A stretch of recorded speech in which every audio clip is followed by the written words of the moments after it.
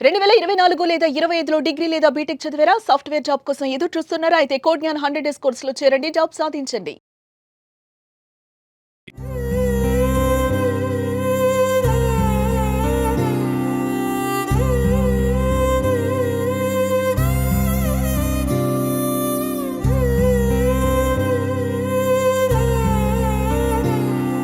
తిరుపతి కొరమేనగుంటలో ఇవాళ ఉదయం 5 గంటలకి మిస్ అయినటువంటి 7 నెలల చిన్నారి రమ్య ఫైనల్గా మురికి కాలువలో డెడ్ బాడీగా కనిపించింది.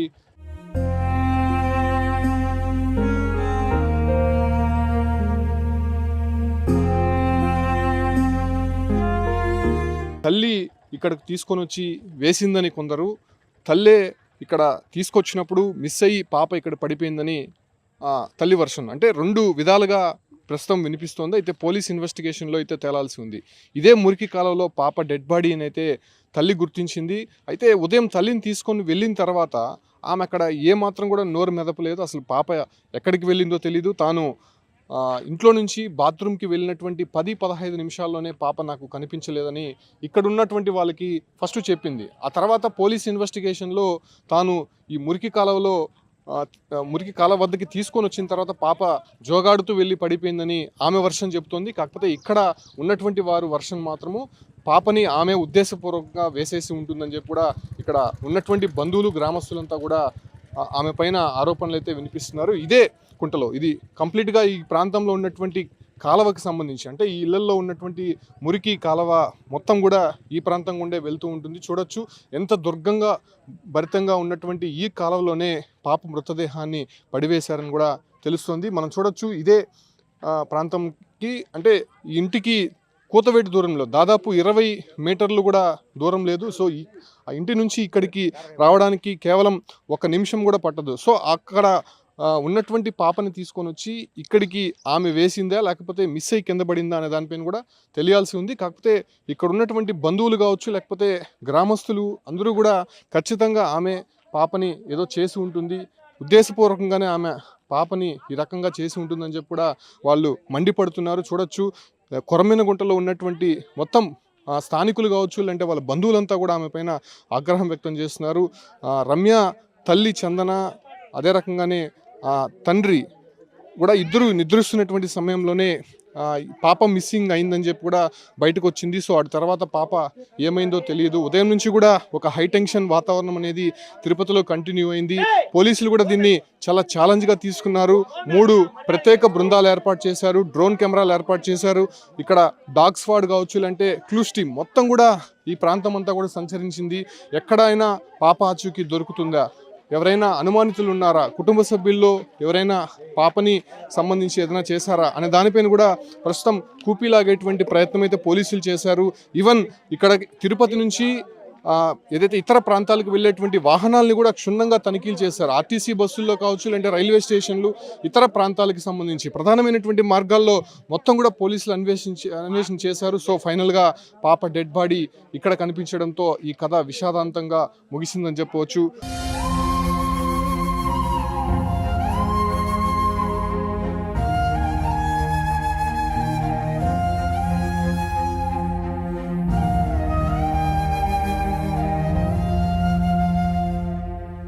కొంతమంది పాపకి సంబంధించినటువంటి బంధువులు ఉన్నారు, వాళ్ళతో మాట్లాడదామా. ఉదయం ఆమె చెప్పింది పాపని నేను తీసుకువెళ్ళలేదు, నేను బాత్రూమ్కి వెళ్ళి వచ్చే సమయానికి పాప లేదని చెప్తుంది కదా. ఇప్పుడు ఎందుకు మాట మార్చింది సార్? వాళ్ళు ఎస్ఐ కాడికి పోయినాను సార్. తొడుక్కొని నేను, మా పిన్నమ్మ, మా బాబాయి, మా మరిది మేమంతా పోయినాము. మరి పాప కనపడలేదు సార్, మిస్ అయింది సార్ అని చెప్పని పోయి కంప్లైంట్ ఇస్తే తనిగా పిలుచుకొని వచ్చి నేను అడిగా, మా బిడ్డను ఏమన్నా చేస్తుంటే చెప్పునైనా మేము చూసుకుంటామంటే నేనేం చేయలేదు బిడ్డని, నా బిడ్డని నేనేం చేసుకుంటాననే చెప్పింది సార్ మా పాప. మా అక్క కూతురు సార్ ఆ పాప. మరి చెప్పే గుంది సార్ దొరకపలేదనే గుందికి అంతా ఎత్తుక్కుంటున్నాను సార్. బాత్రూమ్ పోయి వచ్చే బిడ్డ కనపడలేదని చెప్పింది మాకు. అడుగుతాన్నా కూడా మాకు సమాధానం చెప్పలేదు. మళ్ళీ ఎస్ఐ కాడికి పోయి సారోళ్ళు కాడికి పోతే మమ్మల్ని అంతా సారోళ్ళంతా ఎంక్వైరీ చేసినారు. ఆ అమ్మాయితో మాట్లాడతామంటే మమ్మల్ని మాట్లాడనీలేదు. మాట్లాడి సార్ మీరు వెళ్ళండి అమ్మ, అమ్మాయితో మేము మాట్లాడి మళ్ళీ మేము పంపిస్తాం 3 పిల్లలు ఇద్దరిని అని చెప్పి అన్నారు సార్. ఇదే సార్ మా మనవరాలు. నోరు చిన్న 6 నెలలు బిడ్డ సార్. ఈ బిడ్డ ఎత్తి కాలంలో వేసింది సార్. మా చెల్లి సార్ ఇంత పని చేస్తుందని కూడా అనుకోలేదు సార్. మా అన్నోళ్ళు ఒక దెబ్బ కొట్టారు, ఎందుకు కొట్టారో వాళ్ళు ఆ బిడ్డను ఏం చేస్తుంది అని చెప్పని కూడా అన్నాను సార్. నేను ఇంత పని చేస్తుంది అని చెప్పని కూడా అనుకోలేదు సార్. మేము ఆ పిల్ల తొడుక్కొని వచ్చి ఎస్ఐ వాళ్ళందరూ తొడుక్కొని వచ్చి ఏడేసిన పెట్టినంటే ఈడ ఈ మూలకాలు వేసినానని చెప్పని చూపించింది సార్. ఇంత కరాయితున్నానని అనుకోలేదు సార్. మా యొక్క కూతురు సార్ ఇంత పని చేస్తుందని చెప్పని అసలు అనుకోలేదు అసలు. మా నోరు లేని పెట్టని ఇంత పని చేసిందమ్మా. ఎట్లున్నది చూడండి సార్, బంగారు పెట్టున్నది ఎట్లున్నది చూడండి సార్. ఇట్లాంటి పెట్టని పని చేసింది సార్. అట్లాంటిది వచ్చి సార్ ఉదయం నుంచి కూడా ఎందుకు ఆమె ఒక రకంగా చెప్పింది, మళ్ళీ సాయంత్రానికి ఎందుకు సాయంత్రం సార్ వాళ్ళు పోలీసు వాళ్ళు ఏం చెప్పినారో, వాళ్ళు ఏం చెప్తే ఏమి విచారించి చెప్పినారో ఏమో మాకు తెలియదు సార్. మమ్మల్ని ఒకరినొకరు పిలిచి ఏం జరిగింది, ఏమి ఇంట్లో మౌడి పిల్లలు ఏమన్నా గలాట్లా గిలాట్లా అంటే అవి ఏమి గలాట్లు లేవు సార్. వాళ్ళ ఇంటి మందు తాగుతాడు అంతే. ఇంక ఇంట్లో మామూలుగానే కదా సార్ మౌడి పిల్లలు గలాట్లు, ఇంకేమి కూడా లేదు సార్. ఈ మధ్యలో గలాటు గిలాటు కూడా ఏమీ లేదు సార్. మా మామ చనిపోయినాడు అని చెప్పని సాగు ఇక్కడికి వచ్చినాను సార్. 6 నెలలు అయింది సార్ నేను ఇక్కడి నుంచి కూడా నేను వెళ్ళిపోయి. ఆ చిన్న బిడ్డ పుట్టినప్పుడు కూడా నేను ఇక్కడ లేను సార్. 6 నెలలు అయింది మా మామ చనిపోయాడని చెప్పి కారణానికి వచ్చినాను. 2-3 రోజులు బిడ్డను చూసుకుంటా ఉన్నాను సార్. తలారితో గుందికి నేను ఇంటికాడికి వచ్చి ఏడుకొచ్చే గుందికి మా బిడ్డ కనపల్ల స్వాతి అని చెప్పాను సార్. ఎట్టపోయిందంటే నేను బాత్రూమ్ పోయినాను, బాత్రూమ్ పోయి బిడ్డ కనపలేదని సార్.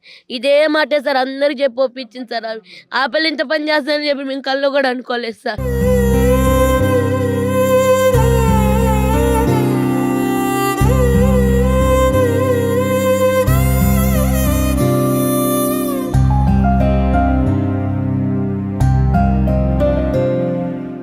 ఏ టైంకి తీసుకొచ్చారమ్మా పోలీసులు ఇక్కడికి? మేము వచ్చేసినాం సార్. స్టేషన్కి వెళ్ళి 8:30-8కి ఇక్కడికి వచ్చేసినాం సార్. ఇక్కడికి వచ్చే ముందు పోలీసు వాళ్ళందరూ ఇక్కడికి వచ్చేసారు సార్. ఇక్కడికి వచ్చి ఎంక్వైరీ చేస్తూ ఉన్నారు సార్.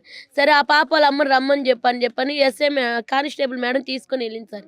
అంతే సార్. మేము మళ్ళీ 11:45కి మేము పోయినాం సార్ స్టేషన్ కాడికి పోయి మళ్ళీ కంప్లైంట్ రాస్తే ఆ అమ్మాయితో మాట్లాడుతా అంటే అమ్మాయితో మాట్లాడలేదు సార్ మమ్మల్ని. మా తమ్ముడితో కూడా మమ్మల్ని మాట్లాడలేదు. పక్కన అవునా సార్ 4 అయింది సార్. 4:30 ఆ మధ్యలో వచ్చి తీసుకొని వచ్చి జీప్లో తీసుకొని వచ్చారు సార్. జీప్లో తీసుకొని వచ్చి దగ్గరికి వెళ్తా అంటే అరిచినారు. నేను నేరుగా మా వదిన వాళ్ళ ఇంటికి వెళ్ళా సార్. రామే ఏం ఉండదులే వాళ్ళు ఊరికినే చూసుకుంటున్నారని మా వదిన చెప్పింది సార్. తొడుక్కొని నేను అటు వెళ్ళా. మళ్ళీ నాకు ఉండబుద్ధి కాలేదు సార్. ఆ పిల్ల బస్సులోనే దాంట్లో జీపులో ఉండే గుందికి ఈ పిల్ల ఎందుకు దిగలేదు అనేసి అని చెప్పని జీప్ ఇటు తిప్పించుకొని ఆ కాలువ కాడికి వచ్చి నేను అట్టు వచ్చాను సార్. అట్టు వచ్చి ఏమ్మా ఆ పాపను అడుగుతున్నారు సార్, ఏడేసిన బిడ్డని చెప్పంటే ఈడేయలేదు ఈ మూల వేసినానని చెప్పింది సార్.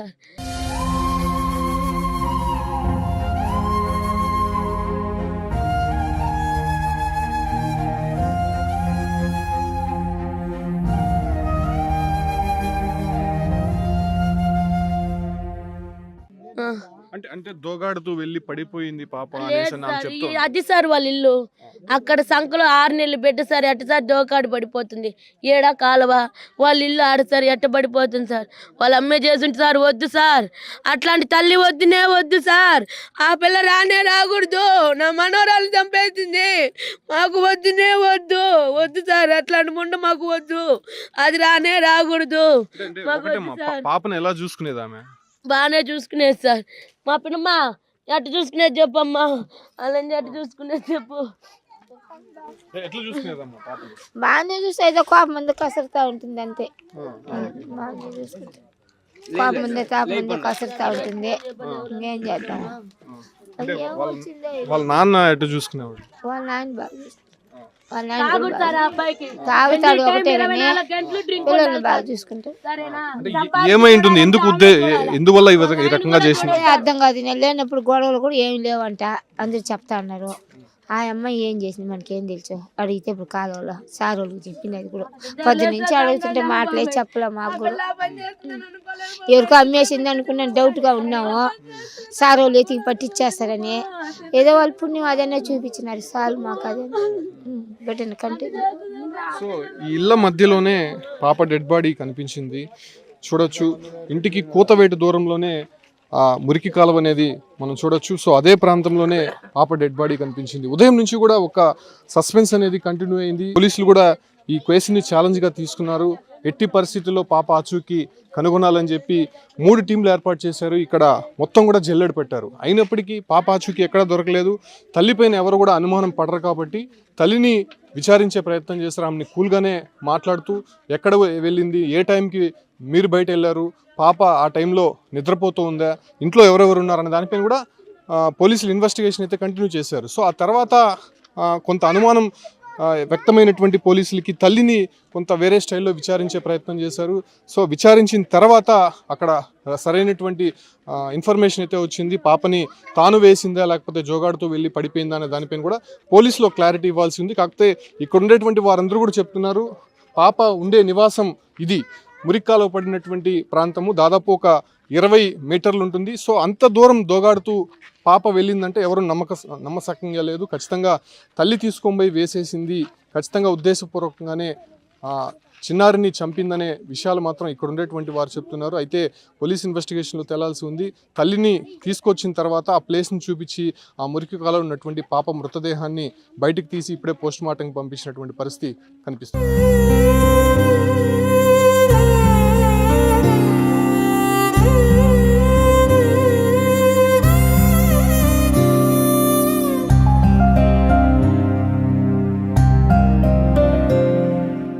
సుమన్ టీవీలో మీ పర్సనల్ అండ్ బిజినెస్ ప్రమోషన్స్ కోసం కింది నెంబర్కి కాంటాక్ట్ చేయండి.